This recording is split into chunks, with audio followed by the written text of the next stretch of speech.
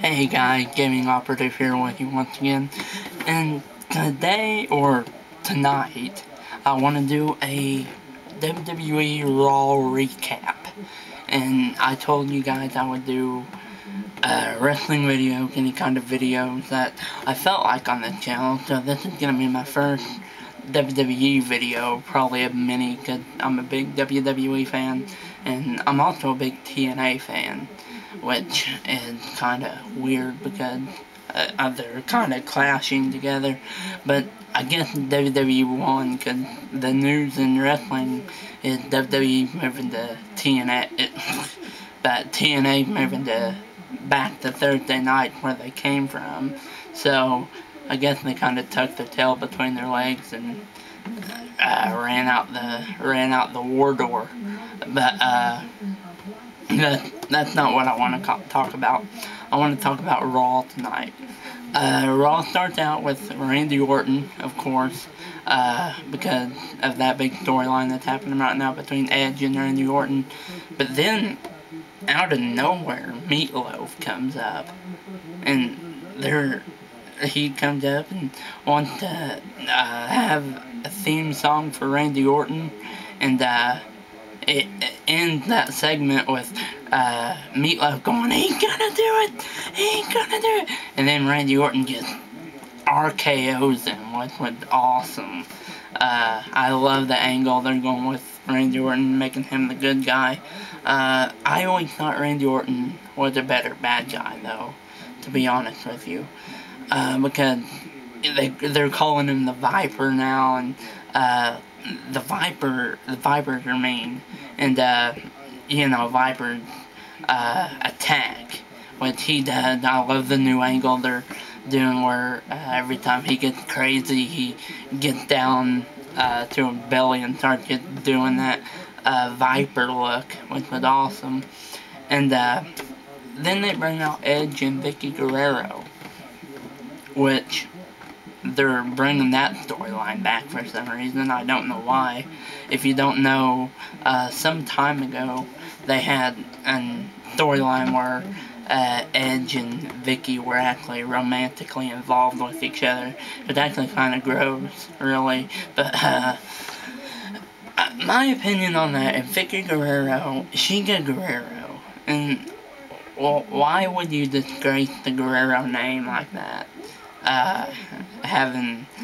She was married to one of the best technical wrestlers of all time. Eddie Guerrero. He was amazing. In my opinion, two of the best technical wrestlers were Chris Benoit and Eddie Guerrero. And I know Chris Benoit did horrendous things, killed his wife, killed his daughter, not his daughter but his son, and then killed himself. But he was a great, great wrestler. And then we have an R-Truth versus Ted DiBiase. And Ted DiBiase, his father said, "I will give you this trust fund if you have a first WrestleMania match." And so they're doing the storyline now where he's paying off people to be their Virgils.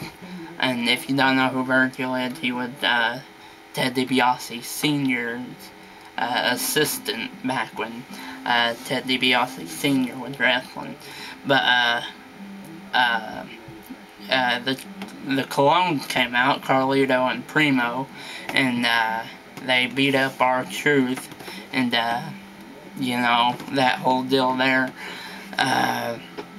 Then we have a deal with John Cena, who comes out and announces that the stipulation for Over the Limit is going to be an I Quit match, which is going to be awesome. And if John Cena loses, he will forfeit his rematch clause, which guarantees him a rematch, obviously. But he said if he loses that match, he will forfeit the rematch clause, which is a good angle because John Cena's that, hustle, loyalty, respect. He wants respect, and I guess that's his way of you know, getting picked from the WWE Universe. But then Sheamus, he called out Sheamus for kicking him in the face last week, and he to come on down to the ring and settle this, and he comes down, and then Batista comes up behind John Cena, and you know, they get waylay on John Cena a little bit, which is always fun for them. But well, there was a match between Zack Ryder and Evan Bourne, and that was kind of a throwaway match, really. You know, Evan Bourne ended up winning it, which I like Evan Bourne. I really like Evan Bourne. He's the high flyer. But then Tyson Kidd versus The Miz. You guys know The Miz, of course, from the real world. And Tyson Kidd was the last graduate of the Stu-Hart Dungeon, submission dungeon. And you know, they did that. Tyson Kidd ended up rolling up The Miz and beating him, and Miz chose to pick his partner for his United States title, and he's going to be facing Bret the Hitman Hart next week. Next week's going to be a live, commercial-free Raw, which is pretty cool. I guess their celebration for beating TNA. But the final match was Randy Orton versus Edge and a partner of his choosing. And the partner of his choosing was Ted DiBiase. Which Ted DiBiase and Randy Orton have had a lot of history, going back all the way 18 months ago, from them starting Legacy, and then that ending at WrestleMania 26. And, you know, that basically blowing up, you know. But, Randy Orton ended up, I think he ended up winning it, to be honest. I can't really remember now. But, he ended up, winning it, I think. And, then he looks over at, Vicky Guerrero with that Viper look again. And, goes over to her and she yells out, "I resign, I resign," but in that loud, screeching Vicky Guerrero voice, which is annoying. But then Ed comes up and tries to beat up on Randy Orton again, but Randy Orton catches him with an RKO, and then he does that Viper thing he does. But I don't know what that was. That probably wasn't the Viper thing at all. But, yeah, it was a good Raw. I didn't say much about Flavor Flav because it was really kind of weird.